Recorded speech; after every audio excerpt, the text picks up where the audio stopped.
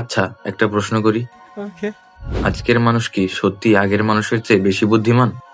ভাবেন তো, আমাদের হাতে আছে স্মার্টফোন, এআই আছে, ইন্টারনেট আছে, কিন্তু তারপরও মানুষ আগের মতো মনে রাখতে পারে না। সহজ অঙ্কেও ক্যালকুলেটর লাগে।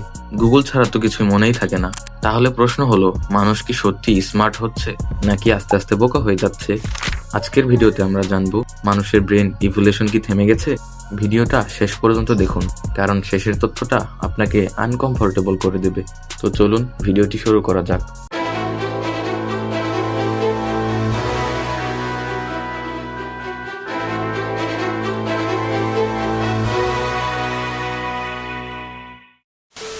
আচ্ছা, জানেন কি, প্রায় 20,000 বছর আগে মানুষের মস্তিষ্কের আকার আজকের মানুষের চেয়ে বড় ছিল। হ্যাঁ, সায়েন্স অনুযায়ী মানুষের ব্রেনের সাইজ ছিল গড়ে 1500 সিসি। এখন সেটা নেমে এসেছে প্রায় 1350 সিসিতে। মানে আমাদের মাথা আস্তে আস্তে ছোট হচ্ছে। কিন্তু প্রশ্ন, ছোট ব্রেন মানে কি বুদ্ধি কম?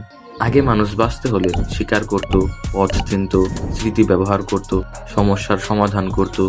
একটা ভুল মানেই মৃত্যু। কিন্তু আজ ভুল করলেও জিপিএস আছে, গুগল আছে, এআই আছে, সার্ভাইভাল চাপ কমে গেছে, ব্রেইনের ওপর চাপও কমে গেছে। সায়েন্স বলে, যেটা ব্যবহার করা হয় না, ইভলিউশন সেটাকে অপটিমাইজ বা বাদ দেয়। এটাকে বলে কগনিটিভ অফলোডিং। মানে মস্তিষ্কের কাজ আমরা ডিভাইসের ওপর চাপিয়ে দিচ্ছি। উদাহরণ, ফোন নাম্বার মনে রাখি না, জন্ম তারিখ মনে রাখি না, রাস্তা মনে রাখি না, সবকিছু মনে রাখে মোবাইল ফোন। সকল কিছু আমরা সেভ করে রাখছি মোবাইল ফোনে। ফলে আমাদের ব্রেন শুধু স্ক্রল করতে অভ্যস্ত হয়ে যাচ্ছে। তবে প্রশ্ন হলো, আমরা কি ডাম্ব হয়ে যাচ্ছি?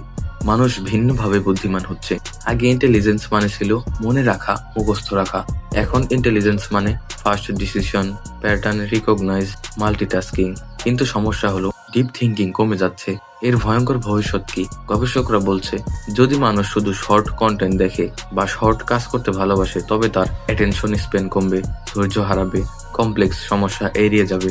ফিউচারে এমন মানুষ তৈরি হতে পারে যারা নিজে চিন্তা না করে সব চিন্তা এআই কে দিয়ে করাবে। এটাই সবচেয়ে ভয়ঙ্কর বিষয়। তবে ব্রেন ইভলিউশন আবার শুরু করা যাবে। হ্যাঁ, কিন্তু একটা শর্তে, যদি মানুষ নিজে প্রবলেম সলভ করে, বই পড়ে, তাহলে ব্রেন আবার অ্যাডাপ্ট করবে।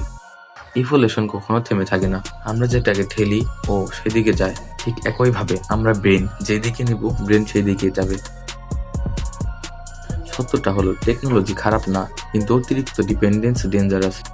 প্রশ্ন হলো, আমরা কি ব্রেন ব্যবহার করছি নাকি ব্রেনকে ব্যবহার না করে বাঁচছি? এখন আপনার মতামত দিন। মানুষ কি আগের চেয়ে স্মার্ট নাকি আস্তে আস্তে ডাম্ব হয়ে যাচ্ছে? আর এমন রিয়েল ফ্যাক্টস পেতে আমাদের চ্যানেলটি সাবস্ক্রাইব করুন।